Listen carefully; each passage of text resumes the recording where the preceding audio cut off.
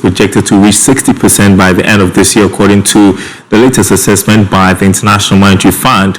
Speaking at a news conference in Washington, D.C., IMF Director of Communications, Julie Kozak, emphasized the need for Ghana to sustain ongoing reforms in order to achieve long-term debt sustainability. Hi, great people of Ghana. Is your Nigerian God pleasure always bringing you political news in our channel, Ghanatube. Following the recent trending news in Ghana, which we have always been here to actually bring you all this news your way. It is actually our proper responsibility to give you every details of what is happening currently in Ghana. Please wait. The recent restructuring agreements have significantly improved debt service indicators for Ghana, and that has created more space for economic recovery and also investment, much needed investments in the economy. According to our latest assessment, public debt is expected to fall fairly sharply from 82% in 2022.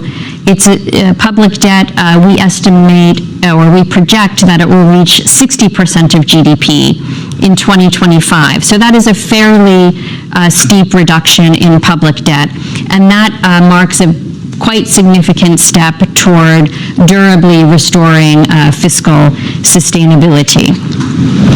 Now, to make this kind of stick for the country, it does mean that Ghana will need to continue on the path of reform. And some of the reforms that are needed to really entrench debt sustainability will include boosting domestic revenue in the country, strengthening, as I mentioned earlier, public financial management to ensure that expenditures are effective and efficient, and of course, in a broader sense, maintaining overall fiscal discipline. These are all really essential to lock in the recent gains.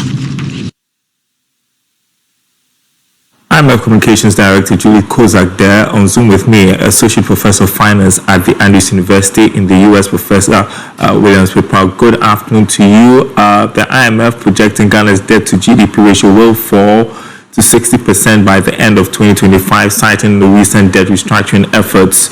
How sustainable is this trajectory, and what risks could undermine this projection? Good afternoon to your viewers. Thanks for having me. This is coming as a good news. If you know our history, where we went above 100% debt to GDP, we came to 80%. I think currently we are below 50% based on Bank of Ghana's data. This projection of 60% in my view is good news. However, I see it as very fragile. We are improving all right, but we need to do more. In my perspective, the way that we have to sustain it, some of the points were mentioned in the IMF document.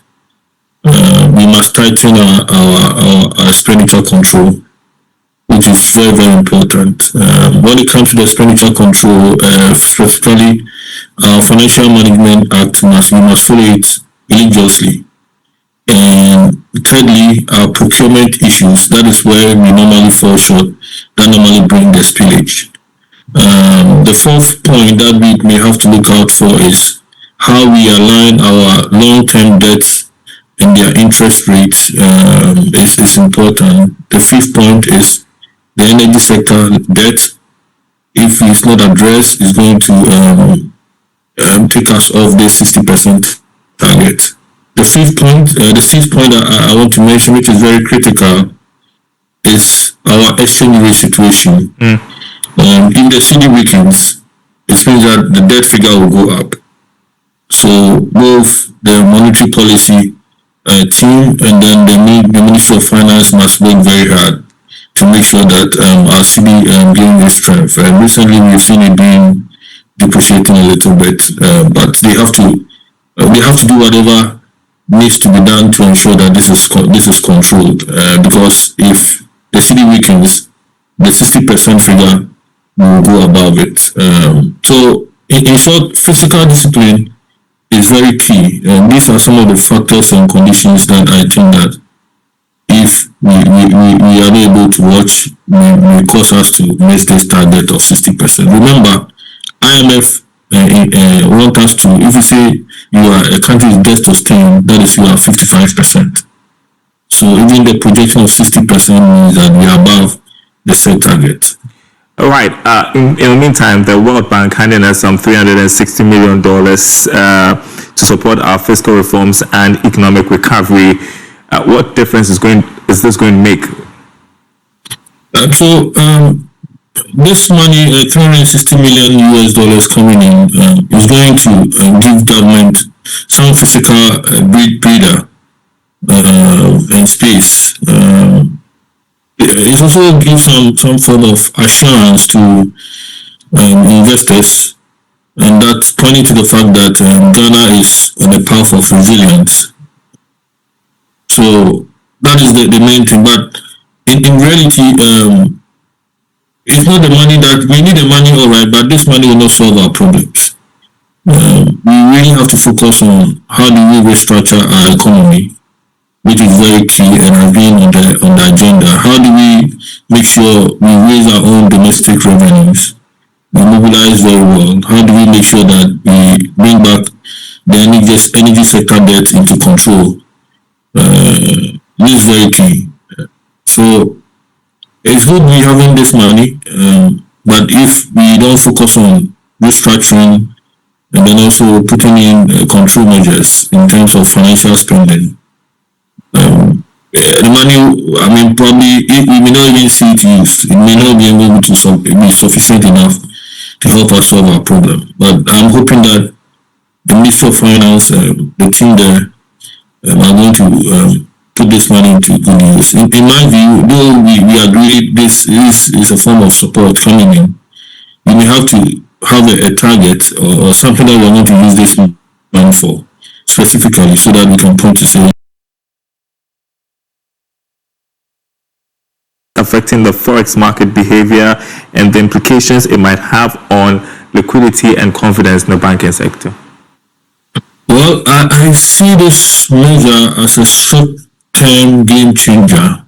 It's not for a longer term. The longer term effect is negative in my perspective, but probably because maybe the Bank of Ghana is seeing high demand for inflows, cash withdrawal at the banks. That's why they are bringing in this 5%. In fact, I'm sure they may have to go back and probably review this policy maybe after 3 months, because if it continues this way, it's going to erode the confidence in the forex market. We may see more black market activities in the black market. This will affect the entire trust and the foreign market system in Ghana. And so the other part is that probably both the central bank and the commercial banks, they have to educate their customers very well. The reason why this 5% is put in place is specifically to stop or in the short term reduce the pressures on bank forex demand and then real cash withdrawal.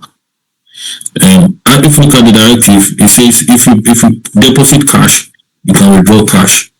But if the money comes in by forex or into your foreign account or check, you cannot go and demand US dollar cash, which it makes sense because that is not a major currency. So anytime you have to withdraw, it will cost us. So paying 5% makes sense. But in the short term, it will solve the problem. But this is not a long-term solution to the entire forex situation we have in Ghana. All right, thank you so much. Associate Professor of Finance at the Andrews University, Williams there. Appreciate your time. Enjoy the rest of your Friday. You're watching The Marketplace. Now, MTN Ghana has officially launched its maiden digital. Please do it to like, comment, and follow. Put your notification bell so you get all our news one by one. Thanks, my people.